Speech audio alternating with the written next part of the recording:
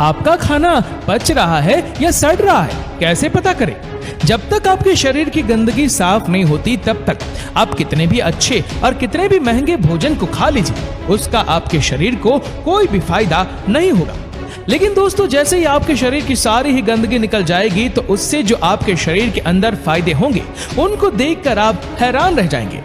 जैसे दोस्तों, आपका शरीर साफ होता है तो आपका पाचन तंत्र भी काफी अच्छे से काम करने लग जाता है और साथ ही आपको पहले से ज्यादा ताकत होने का एहसास होने लगता है और आपके शरीर का वजन भी बढ़ने लगता है। और अगर आप वजन घटाने की भी सोच रहे हैं तो उसमें भी इसका आपको बहुत ही ज्यादा फायदा मिलता है।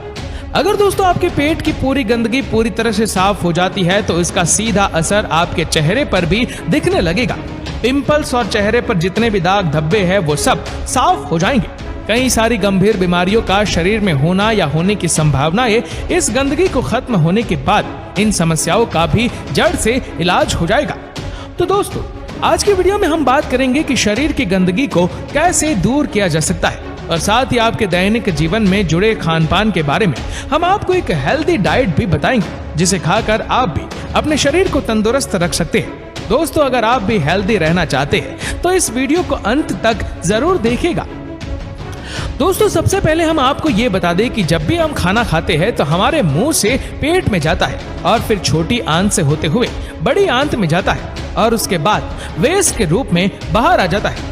आपकी जानकारी के लिए बता दें कि हमारे शरीर का डाइजेस्टिव सिस्टम फलों को पचाने में 3 घंटे, सब्जियों को पचाने में लगभग 6 घंटे और अनाज को पचाने में लगभग 18 से 20 घंटे लेता है।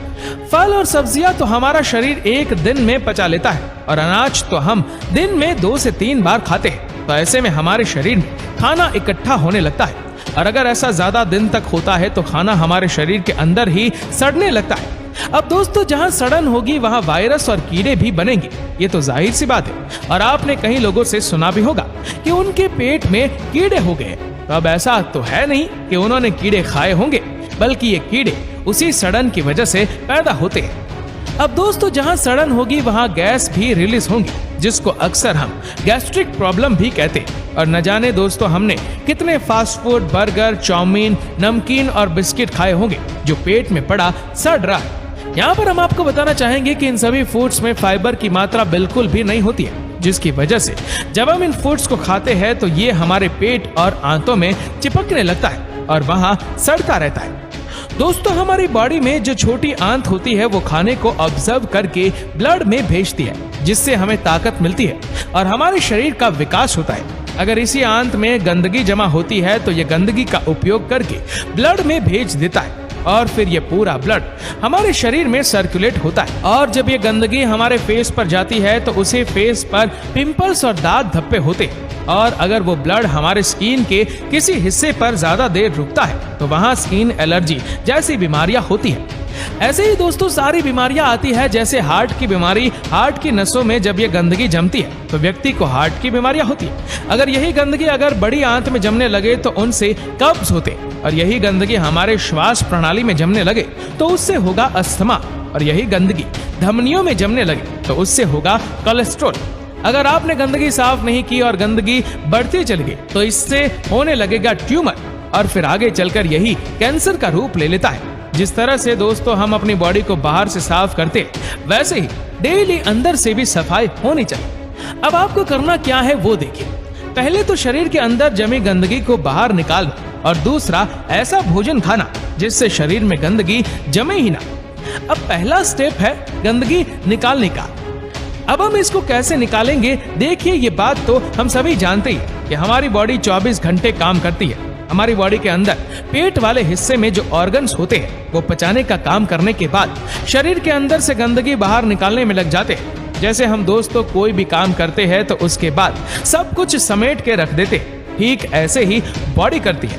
लेकिन बॉडी की सफाई तो पेट में पड़े भोजन को पचने के बाद होती है। अब जब तक शरीर में खाना रहेगा तो उसे पचाने का काम चलता रहेगा और सफाई हो ही नहीं पाएगी। तो इसलिए आपको करनी है फास्टिंग। जी हाँ दोस्तों, फास्टिंग हमारे पहले के समय में हमारे पूर्वजों फास्टिंग किया करते थे।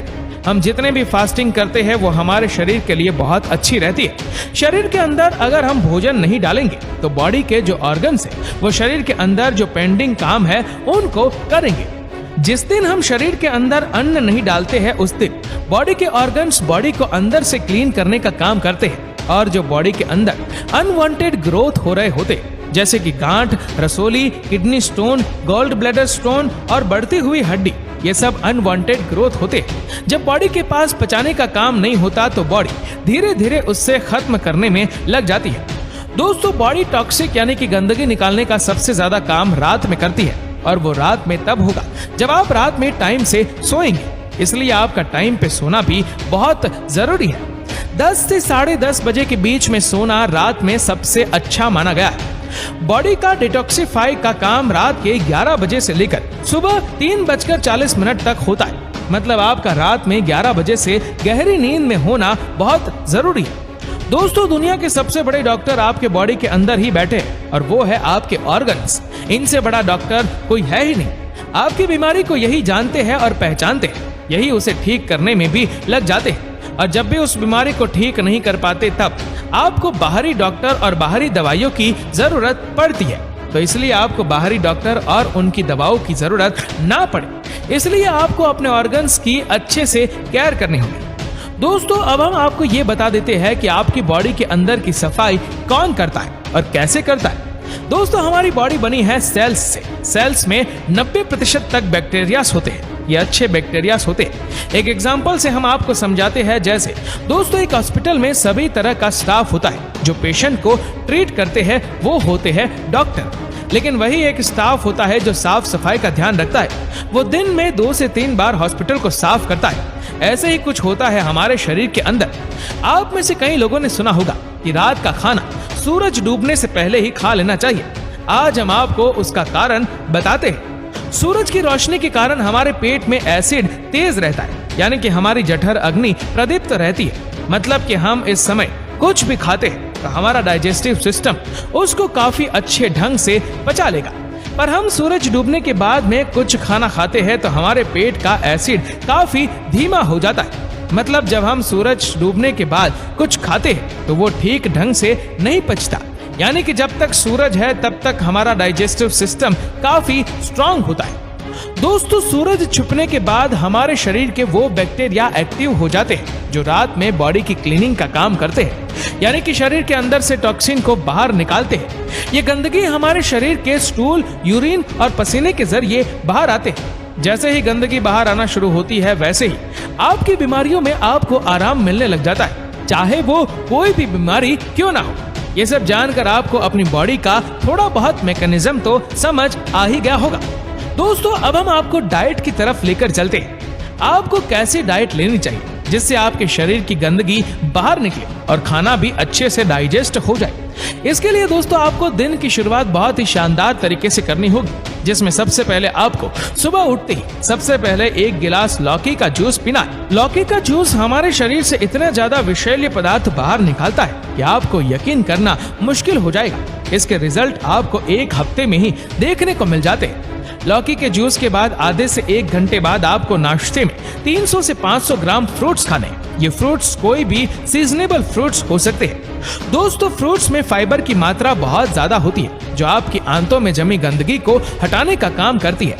फाइबर का सीधा मतलब समझिए तो जो चीज पानी में ना घुले उसमें फाइबर्स होता है। जैसे हम मौसम्बी का जूस पीते हैं तो मशीन मौसम्बी डालने पर मौसम्बी का रस निकालती है, वो अलग हो जाता है, और जो हार्ड मटेरियल निकलता है यानी मौसम्बी के छोटे वो ही होता है फाइबर, और वही फाइबर आंतों को क्लीन करते हुए जाता है। इसीलिए कहा जाता है कि जूस से अच्छा कि फल को सीधा खाना। इसके बाद आता है दोस्तों आपका लंच। लंच में आपको 1 प्लेट सैलेड लेना चाहिए और दूसरी प्लेट में जो नॉर्मल घर का खाना होता है आप वो ले सकते हैं। इसमें आप सबसे पहले सैलेड वाली प्लेट खाइए, इसके बाद दूसरी प्लेट जिसमें आपके घर का खाना है आप वो खाइए। अब दोस्तों हम आते हैं डिनर पर। जैसे कि हमने आपको बताया था कि डिनर आपको सूरज डूबने से पहले ही करना है। यहाँ पर भी दिन वाला ही प्रोसीजर फॉलो करना है, लेकिन शाम के समय आपको सैलेड का प्रयोग थोड़ा कम करना है। इसके साथ हम आपको ये बताते हैं कि अगर आप लंच और डिनर के बाद 50 ग्राम गुड़ खा सकते हैं तो खा लीजिए, क्योंकि इससे आपका खाना बहुत ही अच्छे से पचेगा। दोस्तों आपको ये रूटीन फॉलो करना है। इसके अलावा अगर आपको भूख लगे तो एक्स्ट्रा फ्रूट्स और आप वो चीजें खा सकते हैं जो पचने में हल्की होती, जैसे कि मखाना, नारियल की गिरे, थोड़े से ड्राई फ्रूट्स, या आप दूध भी ले सकते हैं। तो दोस्तों, इस वीडियो को लेकर आपकी क्या राय है हमें नीचे कमेंट करके जरूर बताएगा। और अगर आपको वीडियो अच्छा लगा हो तो इस वीडियो को लाइक करेगा, शेयर करेगा ज्यादा से ज्यादा लोगों तक, और ऐसे ही और भी इंटरेस्टिंग वीडियोस के लिए फॉलो करें हमारे पेज को। और ऐसे ही और भी वीडियोस को यूट्यूब पर देखने के लिए नीचे कमेंट सेक्शन में लिंक दी गई है, जिसके ऊपर क्लिक करके हमारे चैनल को आप सब्सक्राइब करें और बेल आइकन दबाएं, ताकि हमारे हर लेटेस्ट वीडियो की अपडेट आपको मिलेगी सबसे पहले। धन्यवाद।